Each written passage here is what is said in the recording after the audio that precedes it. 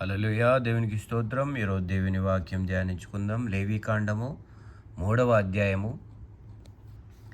అతడు అర్పించున్నది సమాధాన బలి అయిన ఎడల, అతడు గోవులలోనిది తీసుకొని వచ్చిన ఎడల, అది మగదే గాని ఆడదే గాని యెహోవా సన్నిధికి నిర్దోషమైన దానిని తీసుకొని రావాలి.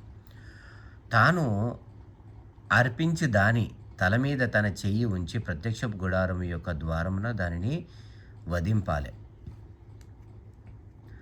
యాజకులకు అహరోను కుమారులు బలిపీఠము చుట్టూ దాని రక్తమును ప్రోక్షింపవలెను. అతడు ఆ సమాధాన బలు పశువు యొక్క అంత్రముల లోపలి క్రొవ్వును, అంత్రముల మీద క్రొవ్వంతటిని, 2 మూత్ర గ్రంథులను, వాటి మీదను డొక్కల మీదనున్న క్రొవ్వును, కాలజము మీదను మూత్ర గ్రంథుల మీదనున్న వపను యెహోవాకు హోమముగా అర్పింపవలెను. అహరోను కుమారులు బలిపీఠం మీద అనగా అగ్ని మీద కట్టెలపైనున్న దహన బలి ద్రవ్యము పైని దానిని దహింపవలెను. అది యెహోవాకు ఇంపైన సువాసన గల హోమం. యెహోవాకు సమాధాన బలిగా ఒకడు అర్పించినది గొర్రె మేకలలోనిదైన ఎడల, అది మగదే గాని ఆడదే గాని నిర్దోషమైన దాని తీసుకొని రావలెను.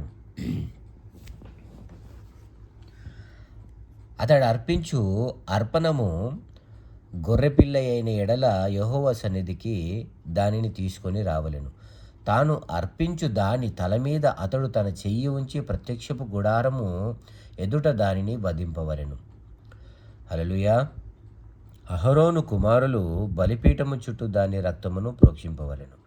ఆ సమాధాన బలి పశువు యొక్క క్రొవ్వును, ముడ్డిపూస మొదలుకొని క్రొవ్విన తోక అంతటిని, అంత్రములలోని క్రొవ్వును, అంత్రముల మీద క్రొవ్వు అంతటిని, 2 మూత్ర గ్రంథులను, వాటి మీద డొక్కల పైనున్న క్రొవ్వును, మూత్ర గ్రంథుల మీద కాలేయము యొక్క వపను తీసి యెహోవాకు హోమముగా చేయవలెను.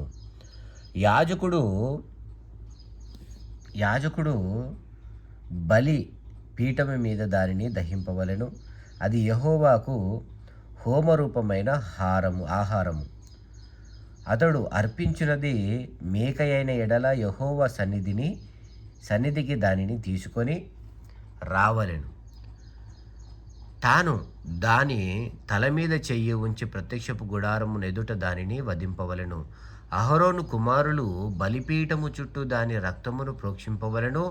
తాను దానిలో అర్పించు అంత్రములను, కప్పు క్రొవ్వును, అంత్రముల మీద క్రొవ్వు అంతటిని, 2 మూత్ర గ్రంథులను, వాటి మీద డొక్కలపైనున్న క్రొవ్వును, 2 మూత్ర గ్రంథులపైనున్న కాలజము యొక్క వపను యెహోవాకు హోమముగా అర్పింపవలెను. యాజకుడు బలిపీఠము మీద వాటిని దహింపవలెను. క్రొవ్వంతయు యెహోవాదే. అది సువాసన గల హోమరూపమైన ఆహారము. మీరు క్రొవ్వునైనను రక్తమునైనను తినకూడదు.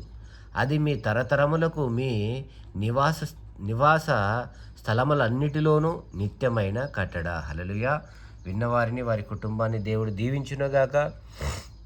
ఇది దేవుడైన గొప్ప దేవుడు యెహోవా తన అద్వితీయ కుమారుని చేత ఇవన్నీ జరిపించడం జరిగింది.